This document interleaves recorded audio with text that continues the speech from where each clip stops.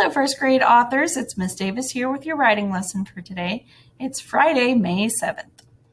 All right, so your goal today you will continue to research and find important facts and information about your topic to teach your reader.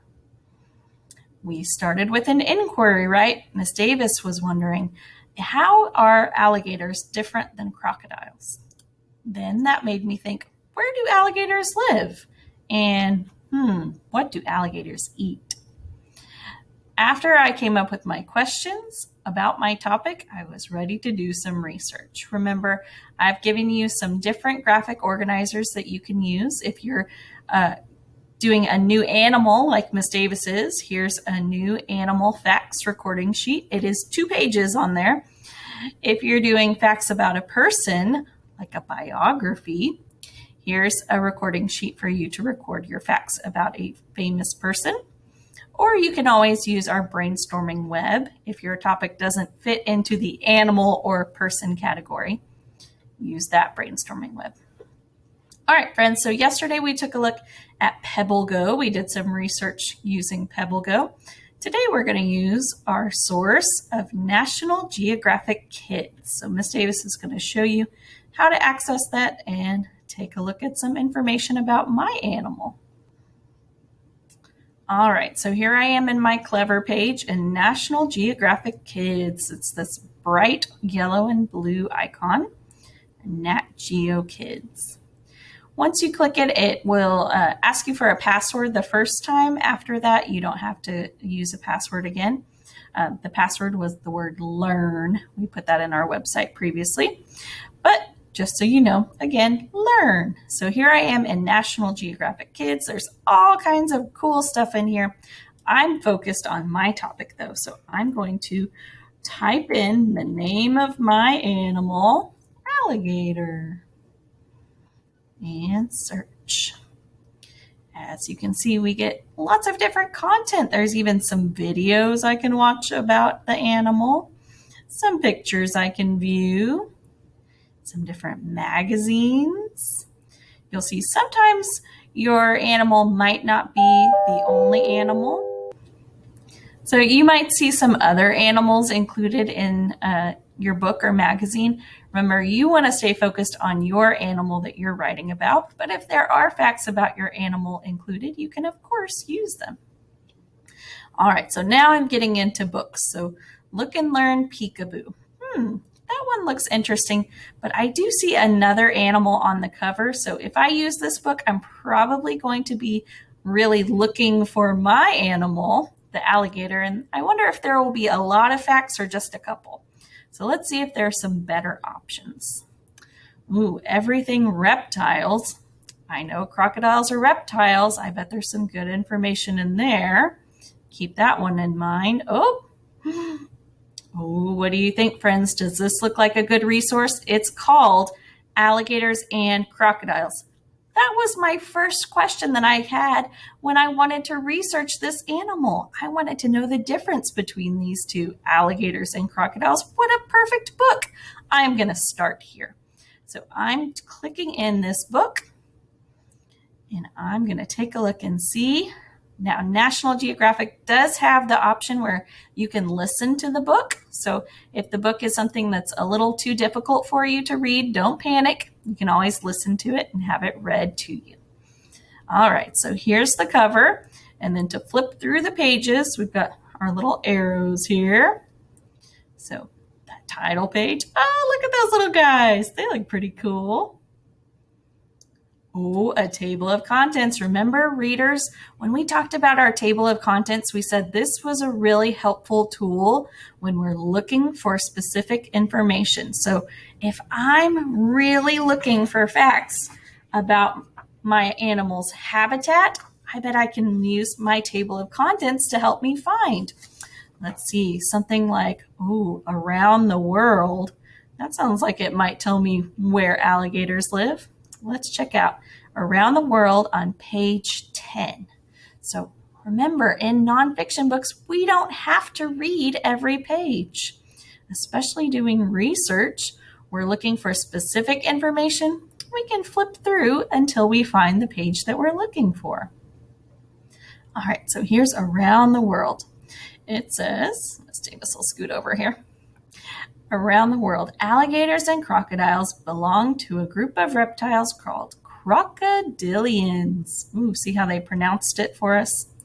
Crocodilians. There are 25 different kinds of crocodilians. They usually live in warm areas around the world. Oh, that's a little bit of information I need. I was looking for information about my animal's habitat, where he makes his home. Let's keep reading and see if we can add something else.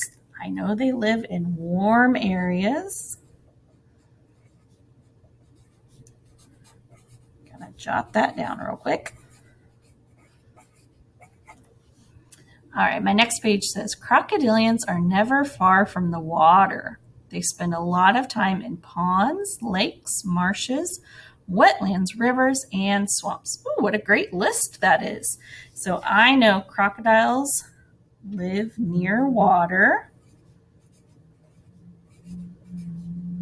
Oh, sorry, and alligators. I'm focused on the alligators. Crocodilians, that was alligators and crocodiles. So live near water, and then I'm going to use some of these words like ponds, lakes, rivers, and swamps, because that was something I remember on my alpha boxes. I also included the word swamp. That might be something you could also pull out and take a look at your alpha boxes, see if you want to add any more. Oh, and then we've got some cool pictures there. All right, so Miss Davis has found some more information about habitat. I think I've got a good amount for right now. I can go back to our table of contents. And let's see. Oh, friends, remember my very first question I had? What's the difference? Look at that heading. That heading caught my eye. Headings can be very helpful to us as readers and researchers. Guess what's different? Do you think this page is going to tell me the answer to my question? Oh, I'm going to read it. Snap! What big teeth you have! Crocodiles and alligators look alike.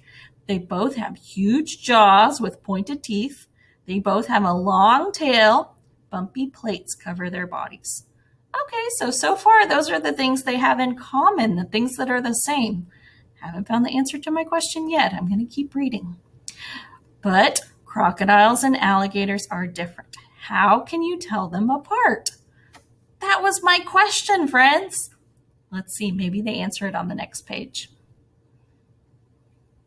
I see pictures of both animals, alligators and crocodiles.